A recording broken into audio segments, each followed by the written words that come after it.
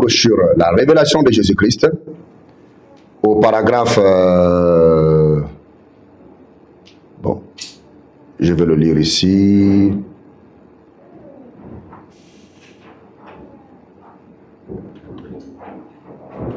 Vous êtes là? La révélation de Jésus-Christ. Au paragraphe 33, il y a un bon conseil qui nous a été donné ici. Je ne le retrouve plus. Ok. Paragraphe 353. La révélation de Jésus-Christ, le dit vierge. Notre cœur appartient à Dieu. Dieu a des projets pour ton cœur, ma sœur. Dieu a des projets pour ton cœur, mon frère. Donne-lui la première place à travers ton cœur. L'onction ne sera plus quelque chose que tu vas crier pour chercher. Parce que ton cœur, c'est sa maison. La Bible dit, le ciel est mon trône et la terre est mon marchepied. Quelle maison me construiriez-vous? Ésaïe 66. Vous écoutez? Amen. Le ciel est mon trône et la terre est mon marchepied.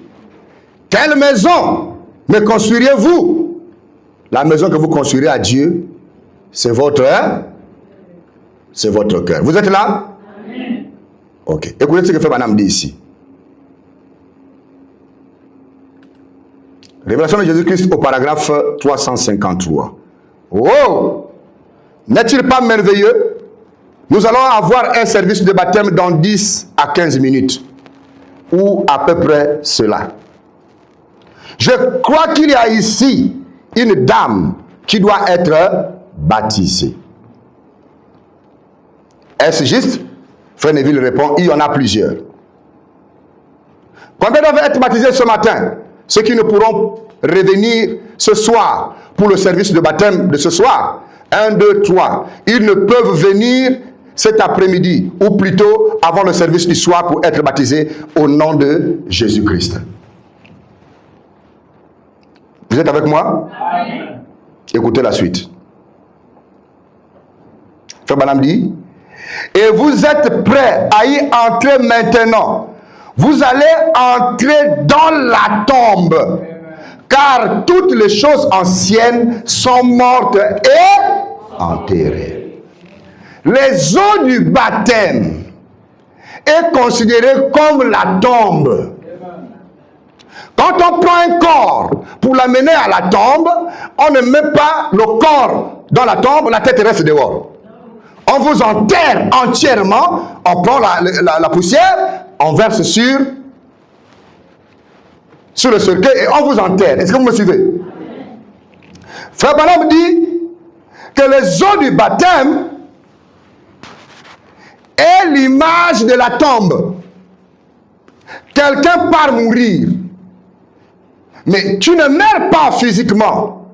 Dans le caractère spirituel, il y a des actes que tu as eu à poser dans ta vie qui vont aller être enterrés. Rappelez-vous maintenant que votre baptême n'est que l'expression extérieure de quelque chose qui s'est passé à l'intérieur. Et je vous disais que quand vous acceptez de se faire baptiser, ça vous dit que vous croyez, que Jésus-Christ est mort, qu'il a été enterré, et qu'il est ressuscité. En guise de témoignage, vous acceptez de vous faire baptiser. Et donc le baptême est un mystère. Le baptême d'eau, mes frères et sœurs, est un mystère. Qu'est-ce qu'un mystère? Frère Branham dit ceci. Dans le livre de Monsieur Essler,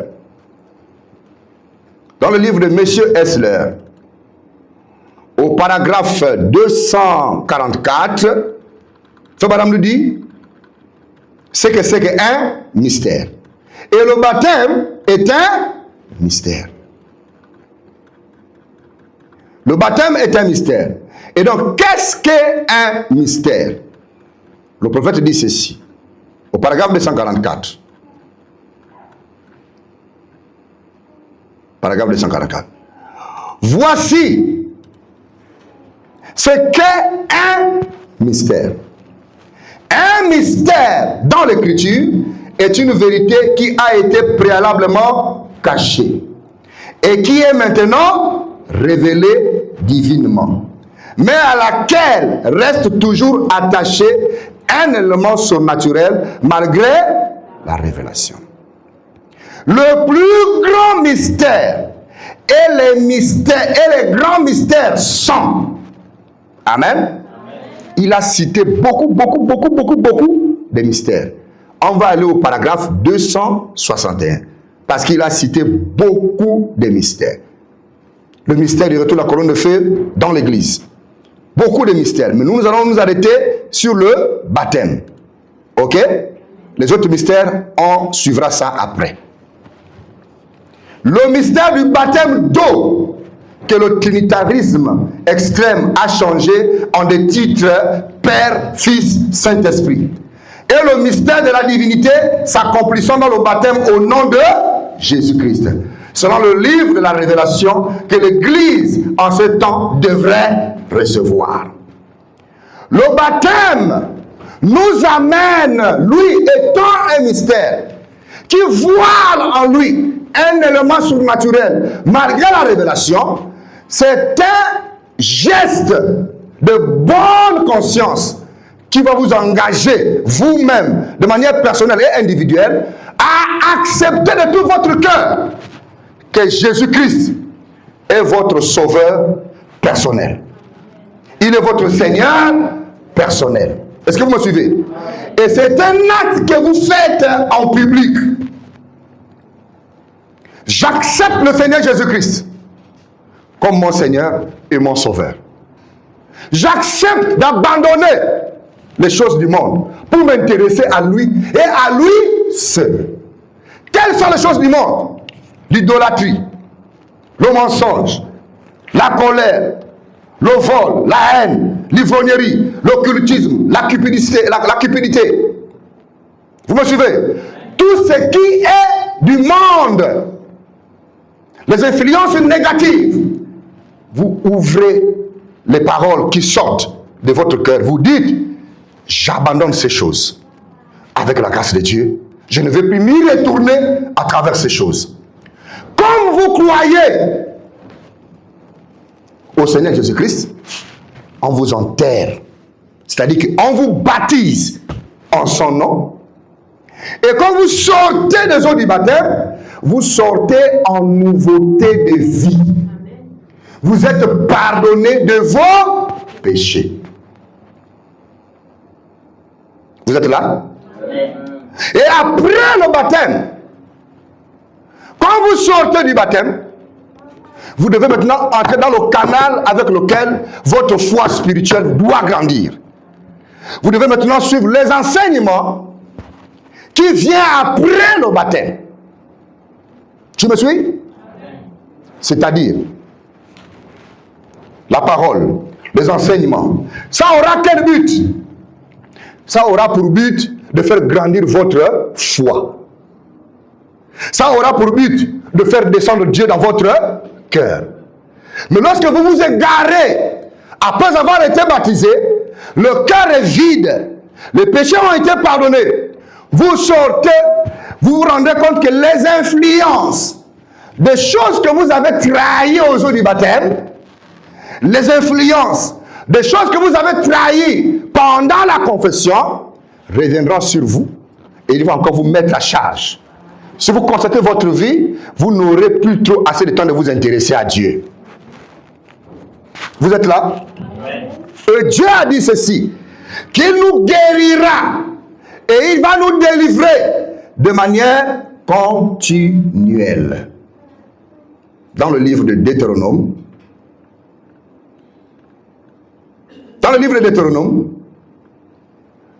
la parole de Dieu déclare qu'il va nous délivrer de manière continuelle.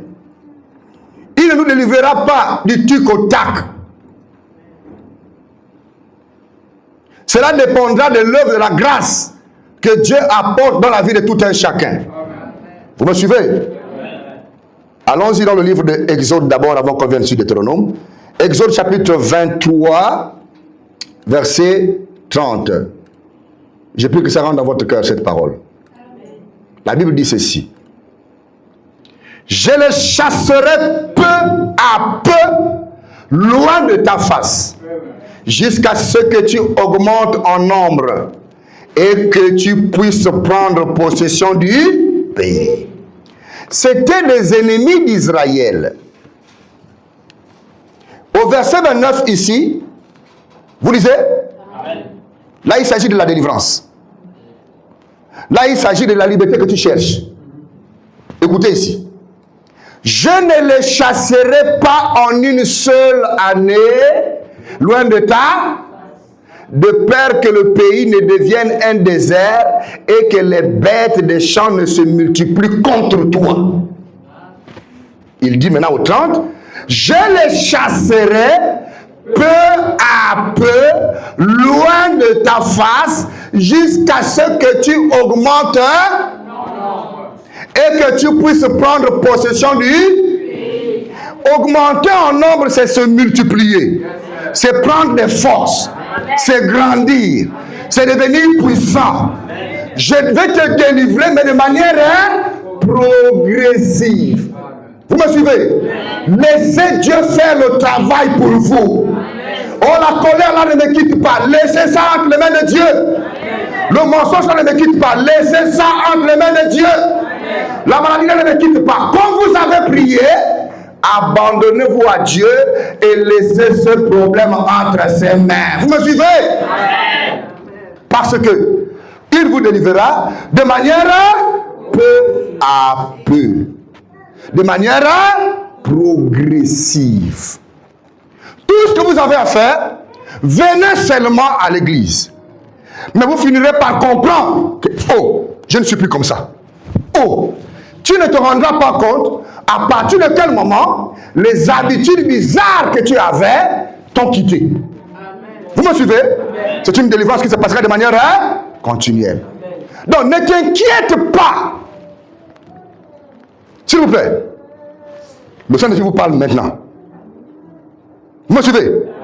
Ne t'inquiète pas de ce que cette maladie, de ce que ta délivrance tarde.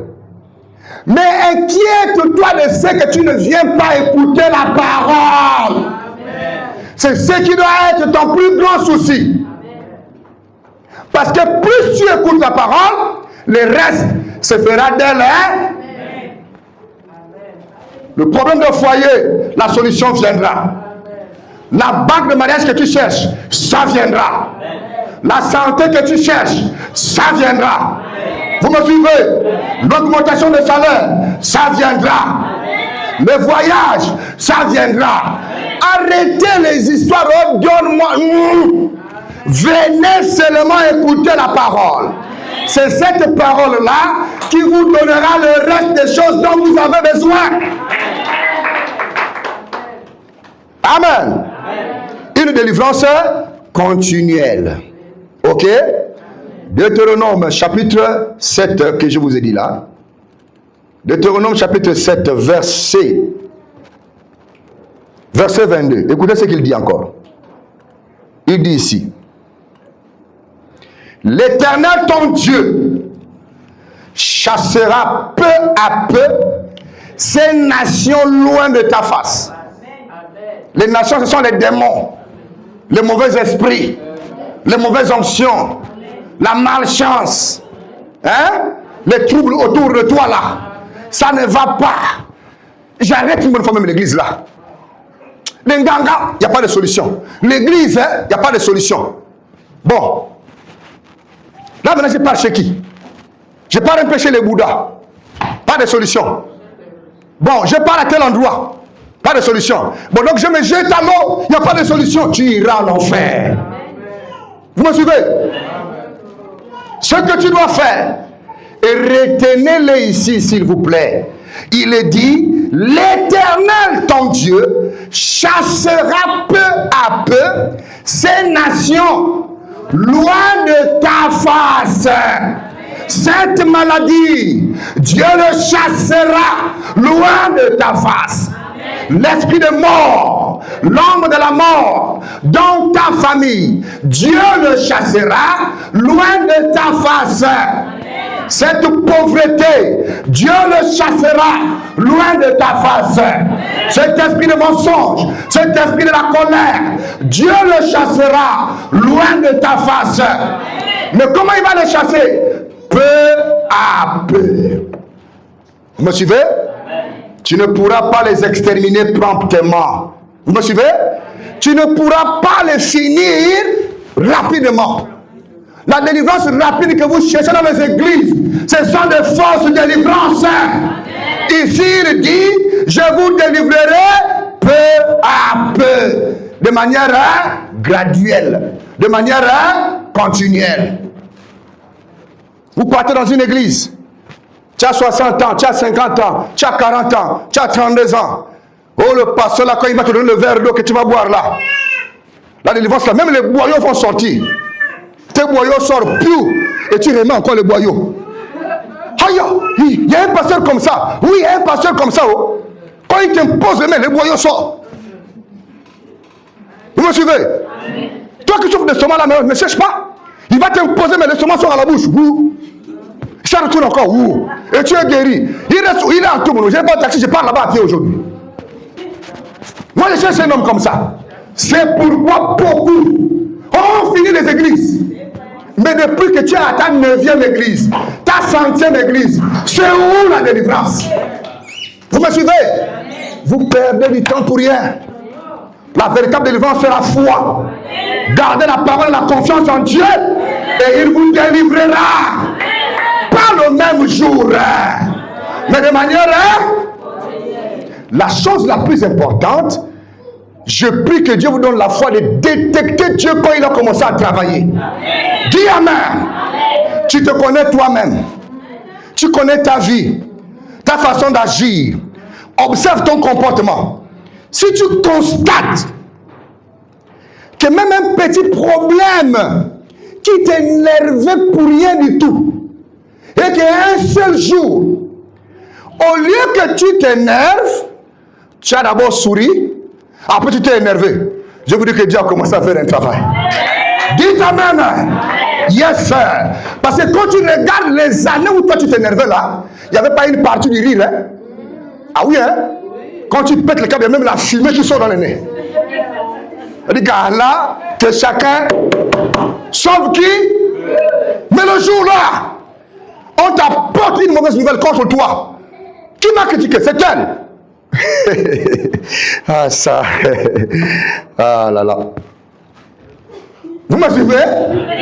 Même si tu t'es fâché là, moi la partie où je regarde là, c'est là où tu arrives là. Parce que nous savons que depuis 30 ans, il ne rit jamais quand il s'énerve. Hein? Vous me suivez? Dieu a commencé quelque chose. Amen. Si tu as ri, 1 minute, mais c'est beaucoup, frère. Vous me suivez? Amen. Un jour, quand ça va se répéter, tu vas rire 10 minutes. Un autre jour, ça se répète encore, paf, tu vas rire 30 minutes. Un autre jour, tu ris 2 heures de temps. Après, la personne retourne que, oh, je lui dis qu'on a cassé ces choses, mais il ne fait que rire. Après, tu te calmes. La colère est partie. Vous me suivez? La chose qui te dérange, tu vas constater un jour que ça n'agit plus de la même manière. Parfois, c'est 4 fois par jour que ça te tourmente. Mais tu te rendras compte qu'un jour, c'est 2 fois. Après, à un moment donné, c'est 1 fois. Et te voilà, ah mais Dieu aussi, je ne comprends pas. Il faut que j'aille voir un prophète qui vient d'arriver là, il vient du Ghana. Il pourra me chasser l'esprit là. Parce que moi, depuis là, la colère là est là. Tu as oublié que tu te fâchais 4 fois par jour. Tu as oublié que tu mentais 10 fois par jour. Mais quand tu essaies de totaliser ta vie, le mensonge serait 3 fois par jour. C'est qu'il est en train de descendre. Vous me suivez? Progressivement. Progressivement. Après, ça va. Élie le Tishbite, prophète de Dieu, qui avait maudit Israël en disant: l'Éternel est vivant, le Dieu d'Israël dont je suis son serviteur. Il n'y aura dans ces années-ci ni pluie ni rosée sinon à ma parole. Israël a souffert pendant 2 ans et demi sans qu'il puisse avoir de pluie, n'est-ce pas? Lorsqu'Élie est reparti pour aller prier dans la montagne, pour demander à Dieu que la pluie revienne, au moment où il était en train de prier, il était en train de dire à Dieu, Seigneur, ramène la pluie car le pays souffre. Après, il a envoyé le serviteur de Dieu. Va regarder là-bas, au-dessus de la montagne. Qu'est-ce que tu vois? Et dis-moi. Le serviteur de Dieu est parti une fois. Il dit, je ne vois rien. Il est reparti le voir, quoi. Tu ne vois rien? Il dit, oui. Retourne encore. Il est reparti pour la 2e fois. Quand il est reparti, il a regardé le ciel, il a regardé la terre, il a regardé, il n'y avait rien. Il est revenu voir Élie. Il dit à Élie, j'ai regardé au ciel, je ne vois. Élie a dit, tu ne vois rien, oui. Retourne encore. Vous me suivez? Il sait qu'il a prié. Il a dit à Dieu de ramener la pluie dans le pays. Il a prié. Maintenant, il fait quoi? Le résultat. Il envoie son serviteur, va voir. Il est parti regarder, il n'y a pas la pluie. Il ne s'est pas fatigué. Il lui dit encore, va regarder une 2e fois. Il est parti regarder, il dit que non, il n'y a rien. Va regarder une 3e. Quand il est parti pour la 3e fois, le serviteur du prophète a vu un nuage. Vous me suivez? Un nuage qui avait la forme d'une main. Mais vraiment, c'est quelque chose de rien du tout. Il est revenu. Il dit, oh maître, je vois un nuage qui a la forme d'une main. Élie est rentré sous l'onction. Il dit, ça y est, Dieu a répondu. Suis-moi. Allons-y, c'est la pluie qui arrive. Vous me suivez? Ne cherche pas un grand signe dans ta vie pour savoir que Dieu a exaucé la prière. Tout ce qu'on veut, c'est juste un petit signe. Dieu se révèle et se manifeste dans la simplicité. Il se révèle et se cache dans la simplicité. Ne cherchez pas quelque chose de grand qui doit d'abord se manifester pour que tu vois le changement dans ta vie. Le pasteur a prié pour toi. Tu as des mots dedans. Toute la journée, tu as les mots dedans. Mais 2 minutes, alors que depuis le matin jusqu'à 17 heures, tu as de fortes douleurs dedans. Après la prière du pasteur, tu constates qu'il y a eu 2 minutes de silence et après la douleur a continué. Vous me suivez? J'attends toujours. Le pasteur m'a prié, même il n'y a rien. Tu n'as pas la foi. Tu as oublié que Dieu était déjà descendu et il t'a fait calmer ça pendant 2 minutes. C'est déjà un signe que je suis descendu. Ne t'en fais pas. Je m'en charge de la situation.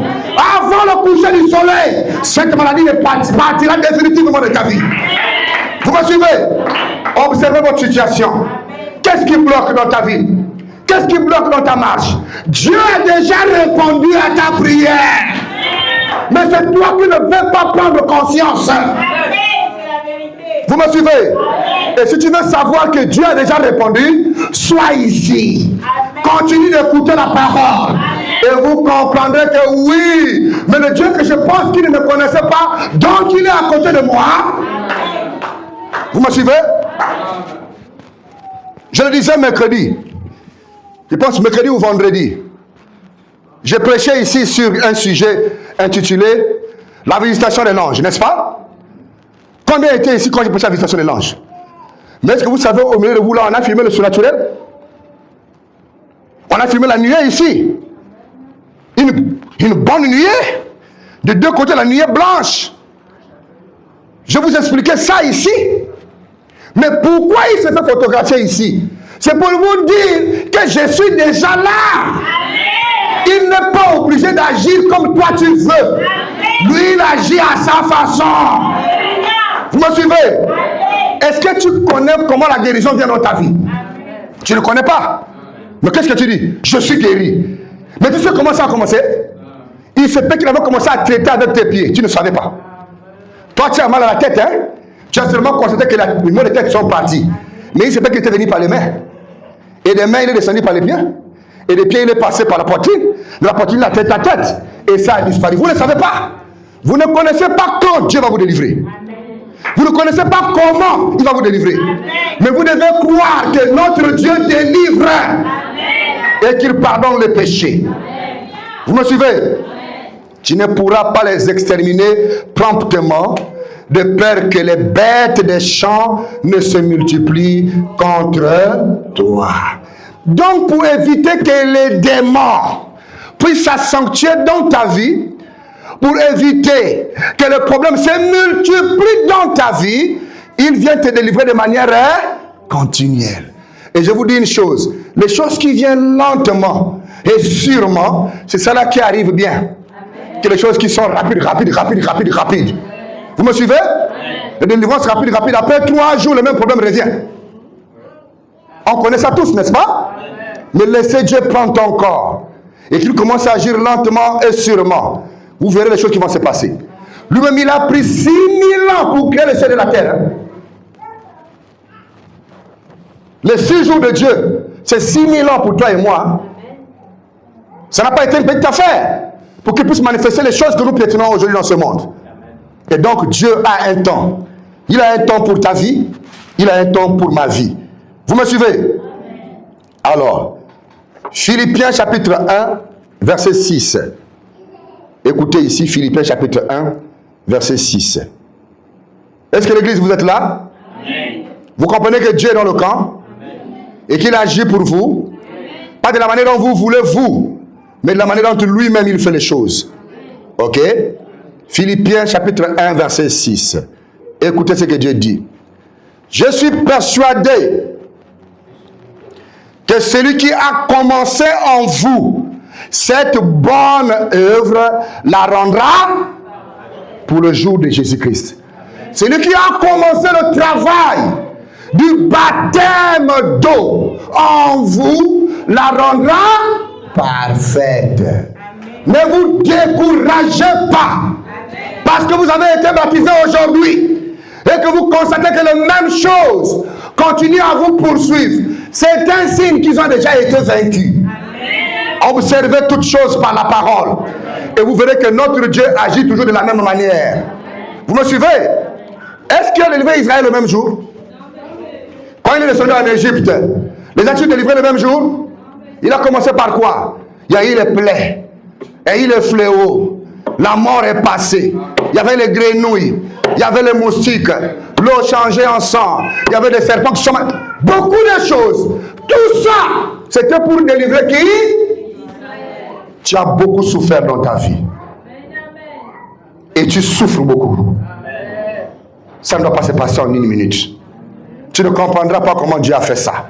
Il faut qu'il traite avec ces esprits-là, doucement, doucement.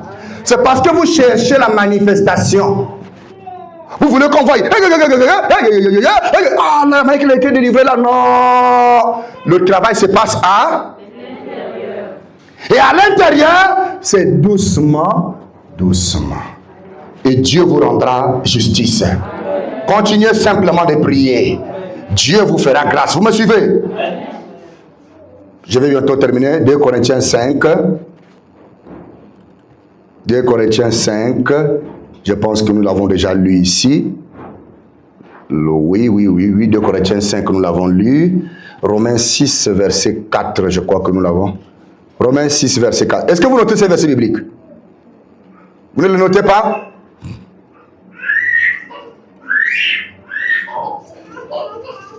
Suivez. Romains 6, verset 4. Ignorez-vous que nous tous avons été baptisés en Jésus-Christ? C'est en sa mort que nous avons été baptisés.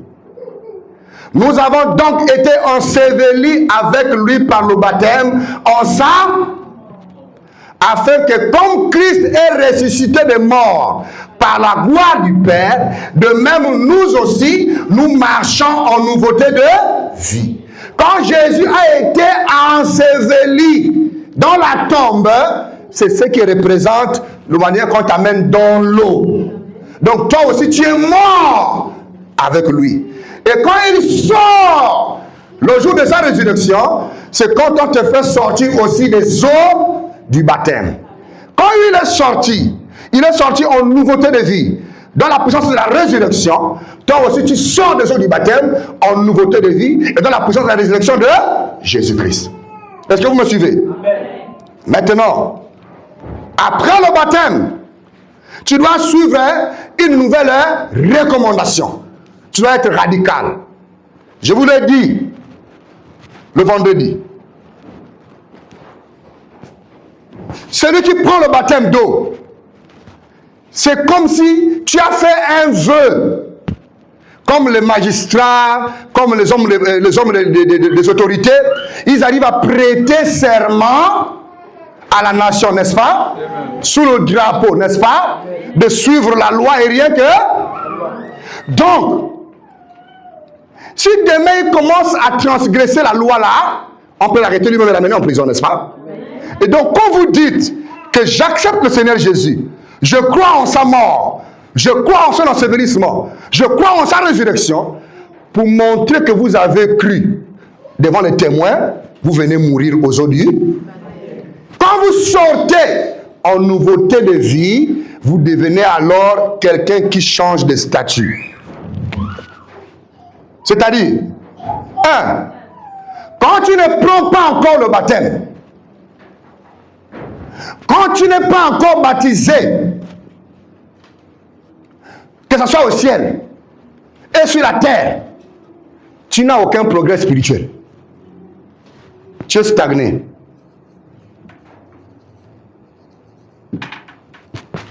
Quand tu n'es pas encore baptisé, tu es stagné spirituellement.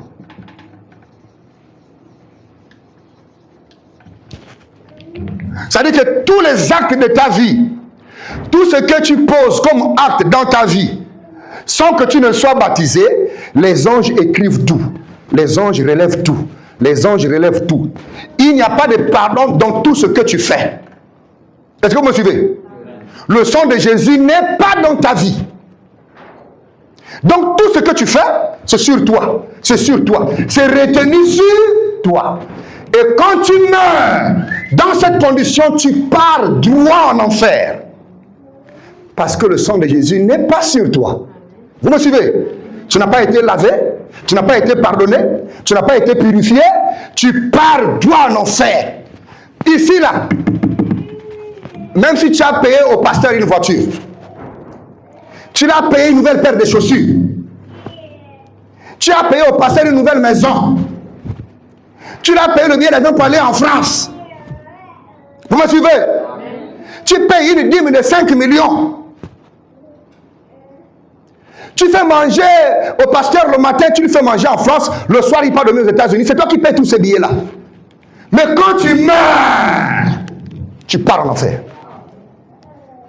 Dieu dit, je ne t'ai jamais connu. Tu es qui?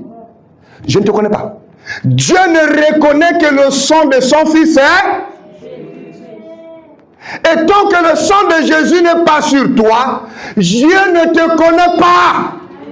Vis tes 50 ans sur la terre, vis tes 100 ans sur la terre, à ta mort tu iras en enfer. Ce sont les voisins, les oncles, les tantes et tes amis qui vont payer les grosses gerbes de fleurs. Repose en paix, notre cher oncle. Repose en paix. Ça, c'est en quelle paix que tu vas te reposer? Tu pars en enfer. Est-ce qu'il y a la paix en enfer? Vous me suivez? Tu es stagné spirituellement. Tu es sur place. Vous me suivez? Ton statut ne change pas. Vous me suivez? Ton étoile de naissance est bloquée. Ton étoile de naissance est bloquée. Je vais vous préciser les étoiles de naissance. Quand l'étoile de naissance est bloquée, tout ce que tu fais, après 1 mois, ça va, le deuxième mois, pumboulou. Après 2 mois, ça va, le troisième mois, pumboulou. C'est-à-dire que le mauvais esprit vient se nourrir de ton étoile. Ils prennent une part. Parce qu'il n'y a pas le sang de Jésus pour les empêcher de manipuler ton étoile. Amen. Vous me suivez? Amen. Et beaucoup de gens dans cette condition, vous allez entendre qu'ils deviennent l'autel de la famille. Tout l'argent qu'ils gagnent, ils dépensent ça pour la famille. Tout le monde part en mariage, mais lui, il est là pour garder les enfants de tout le monde. Tu es manipulé à tout vent. Parce que ton étoile n'est pas encore sous la protection du sang de Jésus. Faites attention. C'est pourquoi venez écouter ces choses, s'il vous plaît. Maintenant, le jour où tu vas dire, oh, je reconnais que Jésus est mort pour moi. Je reconnais qu'il a été enseveli pour moi. Je reconnais qu'il a été ressuscité pour moi. Je demande pardon pour ma vie. Vous me suivez? Amen. Et donc pour ça, comme lui-même avait été lavé au Jourdain, aux eaux du baptême, j'accepte de prendre le baptême et de suivre Jésus. Car lui seul est mon Seigneur, car lui seul est mon Sauveur. Vous me suivez? Amen. À la minute où tu le dis, tu as quoi? Tu as cru. Parce que c'est lui qui? Ah, vous me suivez. C'est lui qui? Dès que tu l'as déclaré, ça veut dire que tu as cru. Maintenant, Jésus dit, tu crois? Prouve-moi. Vous me suivez? Tu crois? Prouve-moi. J'arrive. J'arrive. Seigneur, je confesse. Vous me suivez? Ah, tu confesses? Prouve-moi. Prouve-moi. Je me réponds. Vous me suivez? Pardonne-moi. Pardonne-moi. Prouve-moi encore. Prouve-moi. Parce que je suis prêt pour le baptême. Parce que je suis prêt pour le... Ça, c'est maintenant la preuve finale. Ouh. Ma soeur, tu crois que Jésus est mort pour toi? Amen. Tu crois qu'il est enseveli pour toi? Amen. Tu crois qu'il a été ressuscité pour toi? Amen. Crois-tu qu'il est ton Seigneur et ton Sauveur? Oui.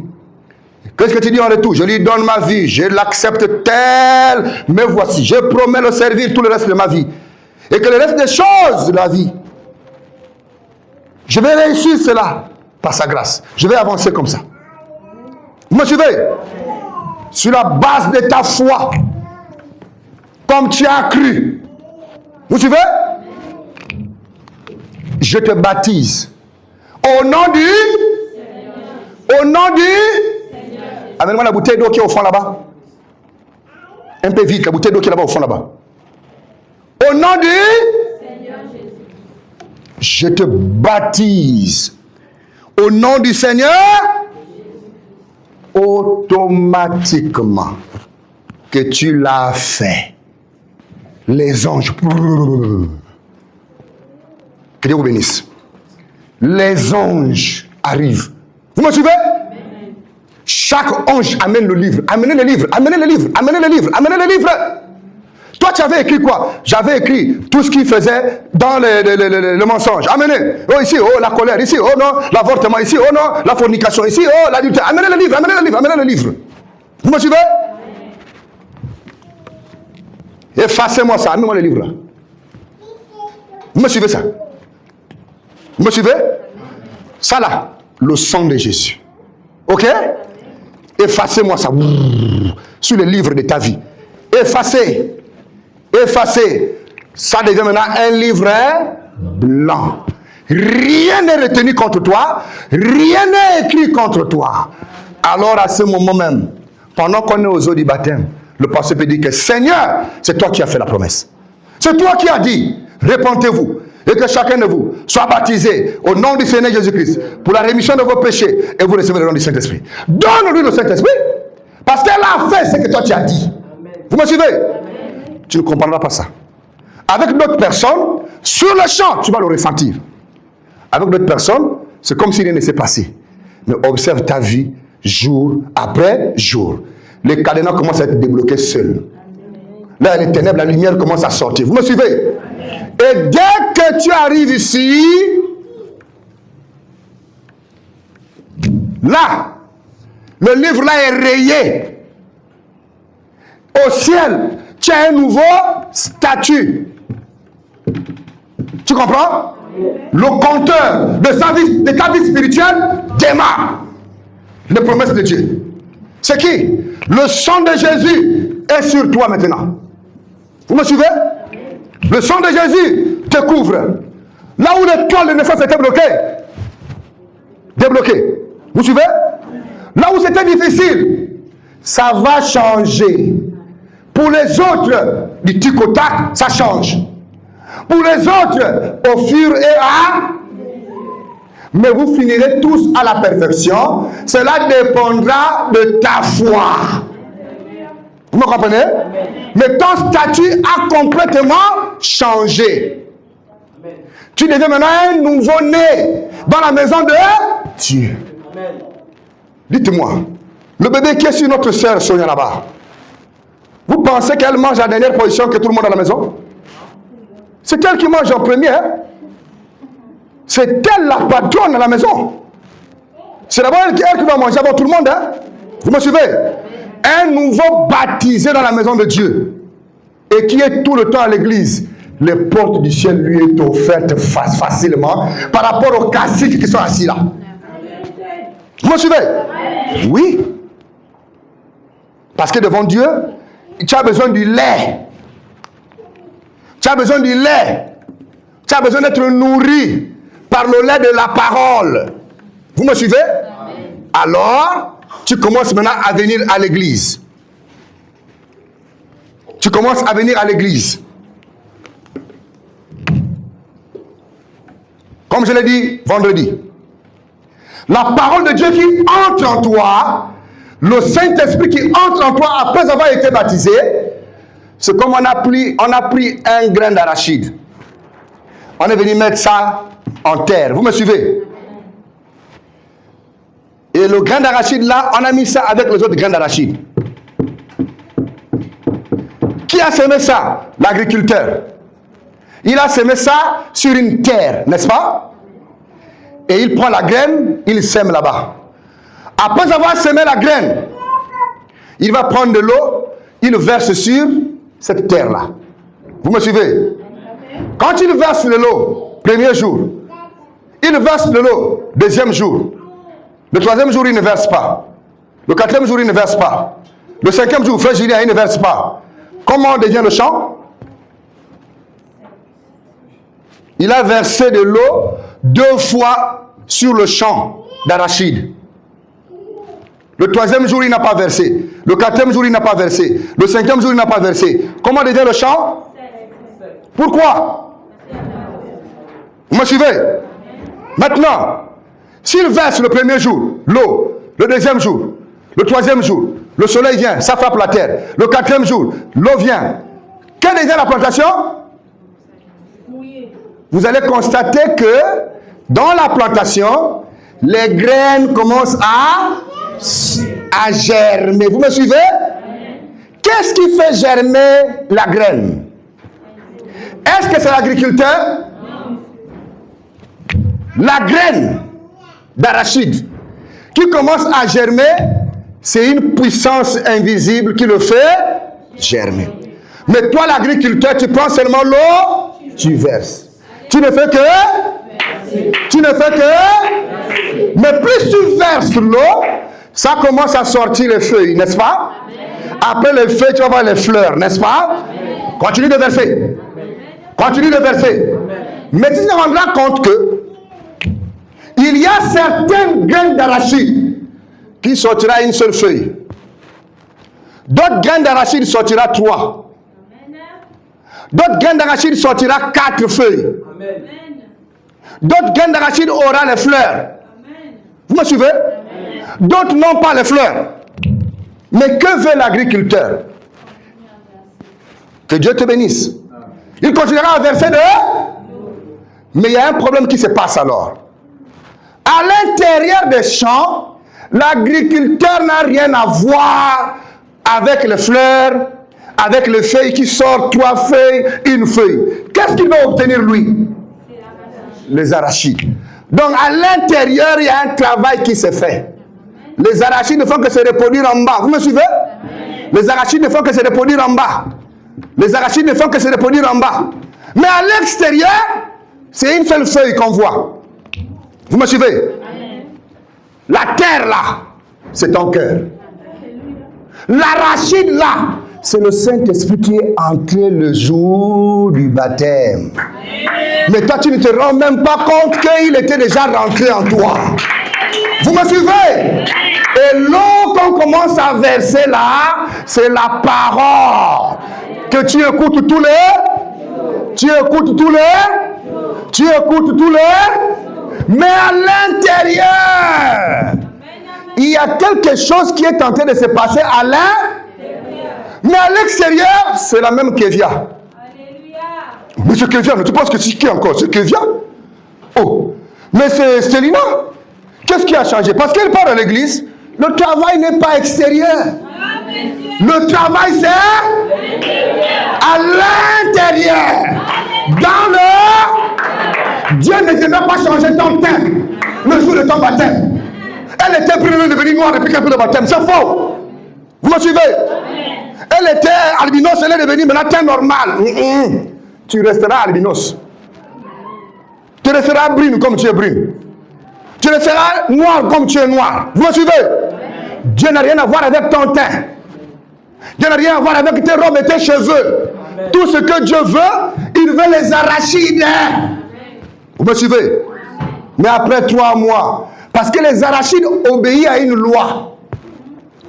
On doit manger les arachides après 3 mois ou 6 mois. Entre 3 mois ou 6 mois, je pense. 6 mois, non? Bon, entre 3 mois ou 6 mois, la loi de Dieu déclare, on doit manger les arachides, même la tomate. La loi, c'est que vous le cultivez après 3 mois. On doit manger les... Donc, toi aussi, tu dois obéir à la loi de Dieu. Vous me suivez? Quand on te voit, mais c'est la sœur Wami. Qu'est-ce qui a changé? Depuis qu'elle part à l'église, il y a toujours la sœur Wami. Mais tous les jours, elle vient. Tous les jours, elle est... L'eau ne fait que tomber dessus. Le sang de Jésus ne fait que tomber dessus. Mais à l'intérieur, lorsque son corps va obéir à la loi de Dieu, lorsque son corps va arriver à la maturité, le fruit de l'évangile se manifeste. Vous me suivez? Continuez de venir à l'église. Dieu va vous changer. Et le changement se passe à l'intérieur. Nous devons marcher en nouveauté de vie. Vous me suivez? Obéissez à la parole de Dieu. Venez à la prière. Tu verras que même si tu pries 1 minute, il y aura un jour, tu prieras 10 minutes. Il y aura un jour, tu monteras à 30 minutes. Il y aura un jour, c'est 1 heure de prière. Il y aura un jour, tu ne veux plus sortir. Tu es seulement caché chez toi. Tu lis la Bible ici, tu chantes ici, toute une journée. Après, c'est le parler en langue. Après, ce sont les prophéties. Après, c'est des choses terribles qui arrivent. Dieu le fait dans ta vie de manière continuelle. Vous me suivez? Alors, vous avez besoin de grandir au fur et à mesure que vous avancez avec Dieu. Vous avez besoin de grandir. Or, grandir, on ne grandit pas en un jour. Vous voyez notre bébé là qui tourne tous les jours ici, n'est-ce pas? Attendez quand elle aura 5 ans ou quand elle aura 6 ans. Nous allons voir si elle va encore tourner ici. Vous me suivez? Est-ce que quelqu'un parmi vous ici a déjà pris la chicotte? Toi, tu ne comprends pas. Oui, non, c'est un enfant. C'est un...